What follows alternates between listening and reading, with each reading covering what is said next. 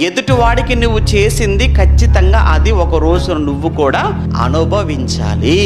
ఏడిపించావా? అయితే ఖచ్చితంగా ఒక రోజు నువ్వు కూడా ఏడుస్తావు. ఒకరిని అవమానపరిచావా?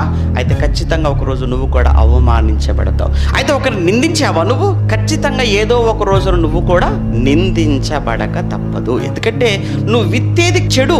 నువ్వు చెడు విత్తుతూ కీడు విత్తుతూ నాకు మాత్రం ఏ రావాలని కోరుకుంటున్నావు? నాకు మాత్రం మేలు జరగాలి. నువ్వు విత్తేది కీడైనప్పుడు నీ కీడే వస్తుంది. నువ్వు విత్తేది మేలైనప్పుడు నీ ఖచ్చితంగా మేలే జరుగుతుంది. ఒక్కసారి ఈ కోణంలో మనం ఆలోచించినప్పుడు మనమేమో అంతా కూడా కీడు చేసుకుంటూ వెళ్ళిపోతూ చెడు చేసుకుంటూ వెళ్ళిపోతూ దేవుడు మాత్రం మనకు అన్ని విధాల మేలే చెయ్యాలి, దేవుడు నన్ను అన్ని విధాలుగా ఆశీర్వదించాలి, దేవుడు నాకు ఏ లోటు చేయకూడదు అని మనం ఆశపడటంలో ఏమైనా న్యాయం ఉందంటారు? ఒక్కసారి మీరు ఆలోచించండి.